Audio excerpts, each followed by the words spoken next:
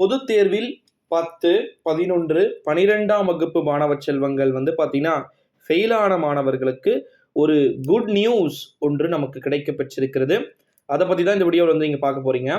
பார்க்கறதுக்கு முன்னாடி நம்ம சேனலுக்கு நீங்கள் கம்பல்சரி நியூ வியூவராக இருந்தீங்கன்னா ஃபெயிலியர்ஸுக்குன்னு வந்து இனிமேல் வந்து வீடியோ டெய்லியும் இருக்குது. ஓகேங்களா? எதை படிக்கணும், எதை படிக்கக்கூடாது, எல்லாமே அப்டேட்ஸ் ஒன் பை ஒன்னாக வந்து பார்த்தீங்கன்னா நம்ம கொடுக்க போகிறோம். ஸோ மறக்காமல் நம்ம சேனலை வந்து சப்ஸ்கிரைப் பண்ணிக்கோங்க. வாங்க இப்போ வீடியோக்குள்ளே போகலாம். 10th ஃபெயிலியர்ஸ்க்கு எப்போ மறுபடியும் எக்ஸாம், 11th ஃபெயிலியர்ஸ்க்கு எப்போ? 11th ஜூலை தான்ப்பா. ஓகேங்களா? நீங்களாம் வந்து இன்னும் 1.5 மந்த்து கிட்ட 50 நாள் கிட்ட படிக்க வேண்டியது தான். சாரி, 11th நீங்கள் ஏன் படிக்க போகிறீங்க, 12th அப்படியே போகிறீங்க. அப்படியே நீங்கள் இப்போவே கொஞ்சமாக படிச்சுக்கோங்க. ஓகேங்களா? அதே மாதிரி நம்ம 10th ஜூன்லேயே ஸ்டார்ட் ஆயிடுது. 10ஆம் வகுப்புக்கு ஜூன் இறுதியில், 12ஆம் வகுப்பு மாணவர்களுக்கு ஜூன் மிடிலேயே. ஜூன் மிடில்னா ஜூன் 20, 15ஆம் தேதி வாக்கிலேயே வந்து எக்ஸாம் நடத்த சொல்லியிருக்காங்க. டேட்டும் அதுக்கேற்ற மாதிரி வந்து முன்கூட்டியே வந்து வெளியிடப்படும் அப்படின்னு தான் வந்து சொல்லியிருக்கிறாங்க. ஸோ அதனால் வந்து நீங்கள் கவலைப்பட வேண்டிய அவசியம் வந்து கிடையாது. பொதுத் தேர்வில் 10, 11, 12ஆம் வகுப்பு மாணவர்களுக்கு நிறைய மாணவர்கள் அதிகமாக ஃபெயிலான சப்ஜெக்டாக 11ஆம் வகுப்பு மாணவர்கள் இருக்கிறதுனால வினாத்தாள்கள் ரொம்ப எளிமையான முறையில் அமைவதற்கு வாய்ப்புகள் வந்து இருப்பதாக தகவல்கள் என்பது வெளியாகியிருக்கு. ஓகேங்களா? ஸோ யாருமே வந்து பயப்பட வேண்டிய அவசியம் இல்லை.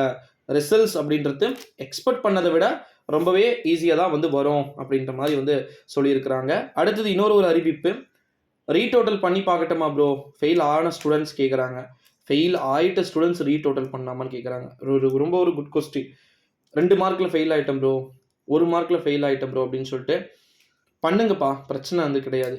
அமௌண்ட் வந்து நான் 1000 2000 செலவாக போது 100 rupees 200 rupees தான் ஒரு சப்ஜெக்ட்டுக்கு பண்ணலாம், பிரச்சனை கிடையாது. பட் 1 மார்க் 2 மார்க் பண்ணி இன்னும் ஒரு 2-3 மார்க் கம்மியாச்சுன்னா, அந்த மாதிரி ஆயிருக்கு. சில பேர் வந்து 98 ட்ரை பண்ணியிருப்பாங்க, அவங்களுக்கு சென்டம் மார்க்காக ட்ரை பண்ணி போட்டு 98 96 ஆன வரலாறுகள் இருக்குது. ஓகேங்களா? அதனால் அது வேண்டாம். 2 மார்க் 1 மார்க் போயிருச்சுன்னா பண்ணுங்க. பட் ஆனால் உங்களுக்கு அது சாட்டிஸ்ஃபேக்ஷனாக இல்லை, உங்களுக்கே மனசில் ஒரு 2ஆம் கட்ட மனசாக வந்து இருந்துச்சுன்னா அதை பண்ணாமல் மறுபடியும் எக்ஸாம் எழுதிக்கலாம் அப்படின்ற ஒரு மைண்ட் செட்டுக்கு வந்துடுங்க. 11th ஸ்டூடெண்ட்ஸ்லாம் தயவு செஞ்சு போடவே போடாதீங்க. ஓகேங்களா? ஏன்னா அவங்க போட்டிருக்கிற மார்க்கே ஏதோ ஒன்று அப்படின்னு நினச்சிக்கோங்க. எனக்கு வந்து நான் 45 மார்க் 50 மார்க் நான் வரும்னு எக்ஸ்பெக்ட் பண்ணேன் ப்ரோ, ஆனால் 35 மார்க் தான் வந்திருக்கு அப்படின்னு சொல்லிட்டு நீங்கள் ஃபீல் பண்ணிங்கன்னா கிடைச்சது லாபம் அப்படின்னு நினச்சிக்கோங்க. ஓகேங்களா? ஏன் கிடைச்சது லாபம்னு சொல்கிறேன்னா, நீங்கள் மறுபடியும் போகும்போது டீச்சர்ஸ் டிக் பண்ண டீச்சர்ஸ் இருக்க மாட்டாங்க, வேற ஒருத்தவங்க டிக் பண்ணுவாங்க.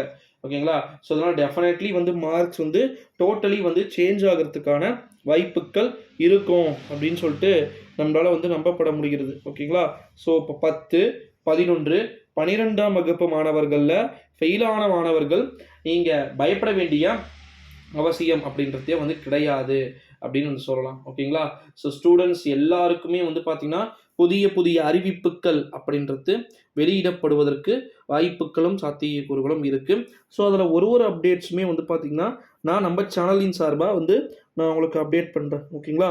டோன்ட் வாரி செல்லக்குட்டீஸ், மறக்காமல் சேனலை வந்து சப்ஸ்கிரைப் பண்ணிக்கோங்க.